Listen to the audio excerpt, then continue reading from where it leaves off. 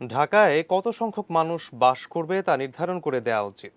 সেই সাথে জেলা শহরগুলোতেও সুবিধা বাড়িয়ে একটি সমন্বিত পরিকল্পনার মাধ্যমে রাজধানীর উপর চাপ কমানোর পক্ষে মত দিয়েছেন নগর পরিকল্পনাবিদরা।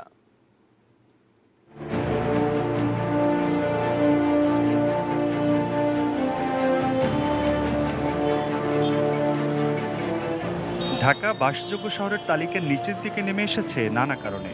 এর অন্যতম জনঘনত্ব। অল্প জায়গায় এত বেশি মানুষের বসবাস বিশ্বের খুব কম শহরেই আছে।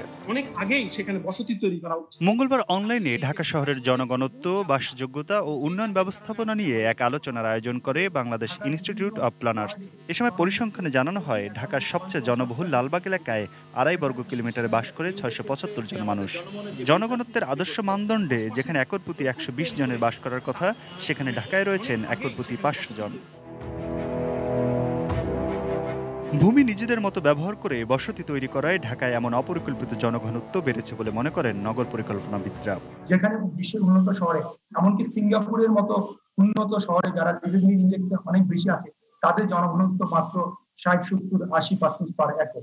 এই বাস্তবতায় ঢাকার জনঘনত্ব এবং জনসংখ্যা যদি আমরা এলাকার ভিত্তিক যদি আমরা নির্ধারণ না করতে পারি, ঢাকাকে নিয়ে যে কোনো ধরনের পরিকল্পনায় ব্যর্থ হতে বাধ্য। আমরা ক্রমান্বয়ে মূল ঢাকা শহরের উপরে এই প্রেশারটা দিয়েছি, কখনো কখনো আইন পরিবর্তন করে, কখনো বিধিমালা পরিবর্তন করে এই মূল ঢাকা শহরকে অনেক বেশি ডেন্সিফাই করে ফেলেছি, জনঘনত্ব বাড়িয়ে তুলেছি। এখন রাজধানীর জনঘনত্বকে গুরুত্ব দিয়ে অন্য সব পরিকল্পনা নেওয়া উচিত বলে মনে করেন পরিকল্পনাবিদরা। ঢাকা শহরের বর্তমানে যে ডিটেইল এরিয়া প্ল্যান প্রণয়ন করা হয়েছে, সেখানে কোনোভাবেই এটাকে 8 তলা পর্যন্ত ক্যাপিং করা হয়নি। সেখানে 20 তলাও করা যাবে, 15 তলাও করা যাবে, 14টা হাই হাউসও করা যাবে, কিন্তু এটা আমরা পরিকল্পনা কিন্তু নির্দিষ্ট অঞ্চল বলে দিয়েছি। ঢাকার চাপ যদি কমাতে হয়, তাহলে অবশ্যই আমাদের সমগ্র দেশের সমন্বিত পরিকল্পনা এখানে প্রয়োজন।